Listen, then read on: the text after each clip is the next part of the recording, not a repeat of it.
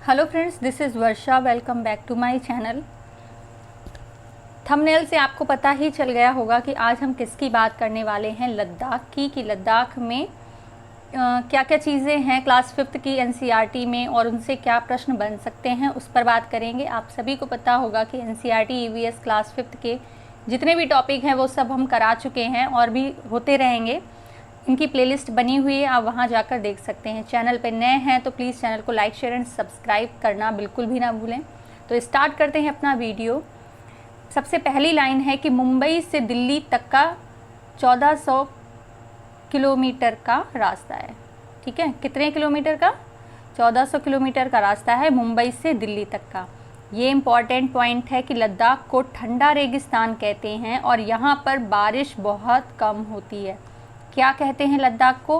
ठंडा रेगिस्तान, क्योंकि वहाँ बर्फ़ ही बर्फ़ है और वहाँ बारिश नहीं होती है। क्योंकि क्या होता है कि वहाँ पर पहाड़ियाँ आ जाती हैं जो कि आने वाले बारिश के बादलों को रोक लेती हैं, जिसकी वजह से क्या होता है कि बारिश नहीं होती है। ठीक है, नेक्स्ट पॉइंट है लद्दाख में घर कैसे होते हैं। ये तो मोस्ट इम्पॉर्टेंट पॉइंट है आपका, इससे क्वेश्चंस बहुत बनते हैं, याद रखिएगा। लद्दाख में घर कैसे होते हैं? 2 मंजिला होते हैं, पत्थरों को काट कर एक के ऊपर एक रख कर बनाए गए, मिट्टी और चूने की पुताई होती है। ठीक है, कौन सी जहाँ पर हम टिक करें वो लाइन ज़्यादा इम्पॉर्टेंट है। मिट्टी और चूने से पुताई होती है, 2 मंजिला होते हैं। परिवार घर की ऊपर की मंजिल पर रहते हैं और नीचे की मंजिल पर जानवरों को रहने की जगह होती है और ज़रूरत का सामान भी नीचे की मंजिल पर रहता है। 2 मंजिल होते हैं, नीचे की मंजिल पर ज़रूरत का सामान और जानवर रहते हैं और ऊपर की मंजिल पर परिवार रहता है। ठीक है, ये भी लाइन बहुत इम्पॉर्टेंट है। सर्दी के दिनों में परिवार भी नीचे की मंजिल पर रहता है। ठीक है, याद रखिएगा 2 मंजिल होता है, नीचे की मंजिल पर जानवर और जो रखने थोड़ा बहुत सामान होता है घर का वो रखा जाता है और ऊपर की मंजिल पर परिवार रहता है। तो इतना आप समझ गए होंगे। आप चाहें तो इसका स्क्रीनशॉट ले लीजिए, नहीं तो टेलीग्राम चैनल का जो लिंक है वो हम डिस्क्रिप्शन बॉक्स में सेंड कर देंगे, उसको ज्वाइन करके आप इसका PDF भी पा सकते हैं। ठीक है, सर्दी के दिनों में परिवार भी नीचे की मंजिल पर रहता है, नीचे की मंजिल में कोई खिड़की नहीं होती। ये लाइन बहुत इंपॉर्टेंट है कि नीचे की जो मंजिल होती है उसमें कोई भी खिड़की नहीं होती। छत को मजबूत बनाने के लिए पेड़ों के मोटे तने इस्तेमाल करते हैं। छत समतल होती है। फर्श और छत लकड़ी की बनी होती है। किसकी बनी होती है? फर्श और छत लकड़ी की बनी होती है, जिससे कि घर गर्म रहे। ठीक है, और नीचे की मंजिल में कोई खिड़की नहीं होती। ये लाइन बहुत ज़्यादा इम्पॉर्टेंट है। अब बात करते हैं चांगपा की। चांगपा क्या है? चांगपा एक जाति है जो बंजारे की तरह रहते हैं। ये लोग लद्दाख क्षेत्र के चांगथंग इलाके में बसते हैं। ये खास तरह की बकरियां पालते हैं जिनके बालों से दुनिया की मशहूर पश्मीना ऊन बनती है। ठीक है, चांगपा क्या है? एक जाति है। कहाँ पाई जाती है? लद्दाख के चांगथंग में, याद रखिएगा।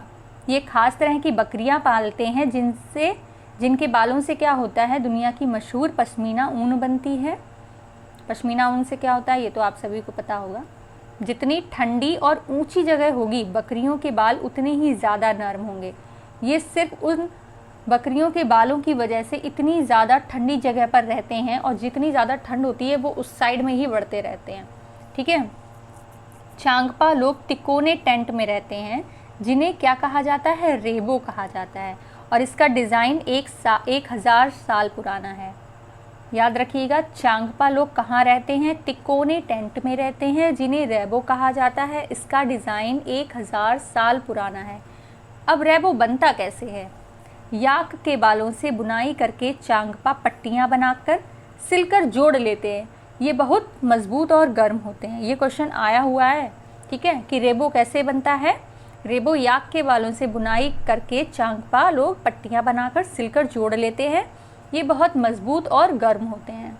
ठीक है, अब देखते हैं क्या है कि चांगपा की भाषा में चांगथंग का मतलब है ऐसी जगह जहाँ पर बहुत कम लोग रहते हैं। ठीक है, चांगथंग का मतलब ऐसी जगह जहाँ बहुत कम लोग रहते हैं। रेबो के पास ही भेड़ बकरियों को रखने की जगह बनी होती है जिसे लेखा कहते हैं। क्या कहते हैं? भेड़ और बकरियों को रखने की जगह को लेखा। ओके, अब बात करते हैं पश्मीना शॉल की। तो ये कैसे बनती है? 6 स्वेटरों के बराबर गर्मी देती है पश्मीना शॉल। पश्मीना शॉल को मशीन द्वारा नहीं बना सकते क्योंकि बकरियों के 6 बाल मिलाकर आपके सिर के एक बाल के बराबर की मोटाई होती है। तो आप समझ सकते हैं कि बकरी का एक बाल कितना ज़्यादा पतला होगा, और अगर हम इसको मशीन से बनाएंगे तो बाल टूट सकता है। इस वजह से उसको हाथों से ही बनाया जाता है, मशीन का यूज़ नहीं करते हैं। ठीक है, याद रखिएगा, मशीनों द्वारा नहीं बनाई जा सकती। हाथों से शॉल बनाने के लिए खास बुनकर होते हैं। ये मोस्ट इम्पॉर्टेंट लाइन है कि एक बुनकर 250 घंटे बुनाई करे तब एक पश्मीना शॉल तैयार होती है। इसी वजह से वो इतनी ज़्यादा कॉस्टली होती है। ठीक है, एक बुनकर कितने घंटे बुनाई करता है? 250 घंटे। ये लाइन और ये पश्मीना शॉल के बारे में जो भी लाइन्स हमने यहाँ लिखी हैं वो रिपीटेडली क्वेश्चंस पूछे गए हैं। आप चाहें तो प्रीवियस ईयर क्वेश्चंस उठाकर देख सकते हैं। तो याद रखिएगा, एक बुनकर कितने घंटे काम करता है तब एक शॉल बनती है? 250 घंटे, और 6 स्वेटरों के बराबर गर्मी देता है, और मशीन द्वारा उसको नहीं बना सकते। इसके लिए हाथों से बनाने के लिए एक खास बुनकर होते हैं। तो आई होप कि आपको वीडियो बहुत यूज़फुल लगी होगी। आपके जो क्वेश्चंस हैं वो इससे ज़रूर आएंगे। तो आपके जो भी फ्रेंड सर्कल है जिन्होंने सीटेट का फॉर्म फिल किया है उनके साथ चैनल को शेयर ज़रूर करें, अपना सपोर्ट बनाइए चैनल के साथ में। Thank you so much for watching.